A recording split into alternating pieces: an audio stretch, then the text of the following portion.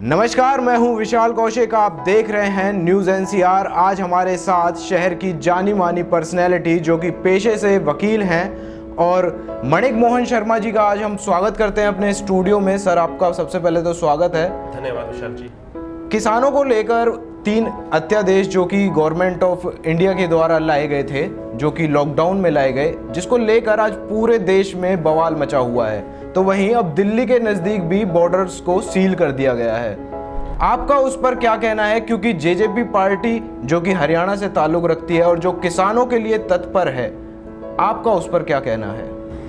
विशाल जी, सर्वप्रथम मैं ये कहना चाहूँगा, हमारी जननायक जनता पार्टी किसान हितैषी पार्टी है जी। सदैव किसानों के हितों की रक्षा करती हुई आई है जी। हम हमेशा हमारे आदर्श चौधरी देवीलाल जी, जिनको हम अपना आदर्श मानते हैं और जो हमेशा किसानों के मसीहा रहे, हर वर्ग विशेष के हितैषी रहे, उन्होंने अपने आप में अद्भुत कार्य किए किसानों के लिए संघर्ष किया।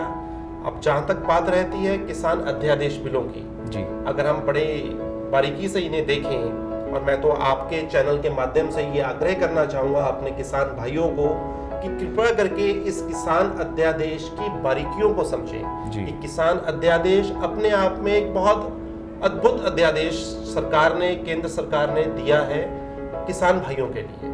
हमारी भाजपा सरकार ने, हमारी सहयोगी सरकार जजपा ने इनके लिए एक अद्भुत अध्यादेश जो पारित किया, उसके तहत हम डिफरेंट जगह जाके अपनी मार्केट्स के अकोमोडिटीज को हम सेल आउट कर सकते हैं।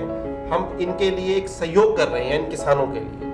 सर, 2019 में विधानसभा जब चुनाव हुए थे तो जेजेपी पार्टी द्वारा मैनिफेस्टो जारी किया गया था, जिसमें कहा गया था कि यूथ्स को हम नौकरियां देंगे, जिसके ऊपर 75% अभी नौकरियां देने की बात प्राइवेट कंपनीज में की जा रही है और कानून भी पास हो चुका है। साक्षरता दर के हिसाब से देनी है, जो उसके योग्य है उसके हिसाब से देनी है। तो आपको क्या नहीं लगता कि कंपनियां फरीदाबाद या गुरुग्राम से पलायन कर सकती हैं? विशाल जी, देखिएगा, हमारे माननीय उप मुख्यमंत्री दुष्यंत सिंह चौटाला जी ने जी जो वादे किए 2019 के मैनिफेस्टो में जी, उन वादों के तहत उन वादों को निभाया।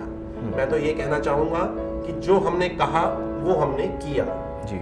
आपके प्रदेश के अंदर एक ऐसा युवा उप मुख्यमंत्री है जी, जो सुबह से शाम तक इस प्रदेश की प्रोग्रेस के लिए चिंतित रहते हैं जी। और जब से उन्होंने एज उप मुख्यमंत्री कमान संभाली है इस प्रदेश की, तो हमारा प्रदेश प्रगति पथ पर अग्रसर है। जहां तक रही बात युवाओं की जी, जो उन्होंने कहा कि मैं जिस दिन हमारी सरकार आएगी उस दिन से मुझे समय दे देना, मैं 75% युवाओं को रोजगार दूंगा जी। और उन्होंने वो वादा पूर्ण रूप से कहा और वो किया। लेकिन औद्योगिक जो लोग हैं वो इससे नाराज हैं, क्योंकि योग्यता के हिसाब से उन्हें नौकरियां वो उन लोगों तक नहीं पहुंचा विशाल जी, मैं आपको थोड़ा यहाँ कहना चाहूंगा जी।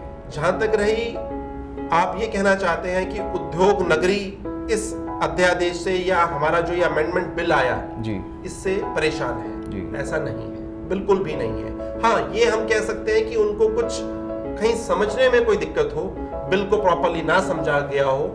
अब जहां तक ये बात रहती है हमारी स्किल लेबर की या स्किल डेवलपमेंट की या स्किल यूथ की जी। तो हमारे प्रदेश के अंदर अगर आप बड़ी नजदीकी से देखें, भरमार है यूथ की।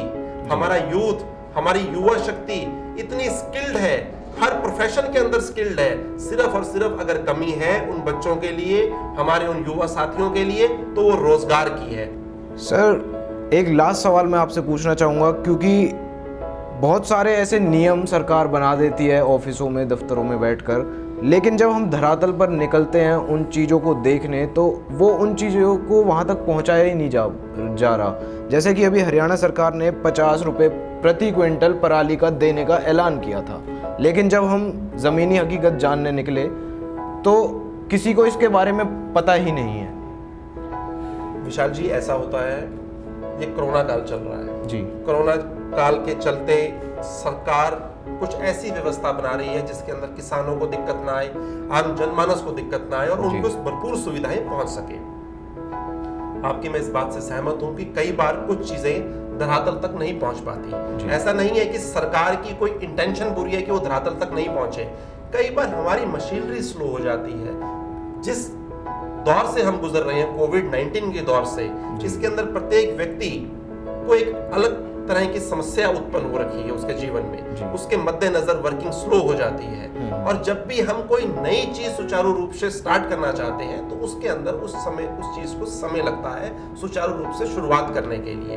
अगर आप पराली की बात करते हैं, ये मुझे आपसे मालूम हुआ है कि कोई ऐसी समस्या प्रदेश में या हमारे क्षेत्र में आ रही है, तो इस विषय को लेके मैं उच्च अधिकारियों से एक बार इस विषय में बात भी करूंगा और मैं अपने माननीय उप मुख्यमंत्री दुष्यंत सिंह चौटाला जी के संज्ञान में भी ये विषय लेके आऊंगा।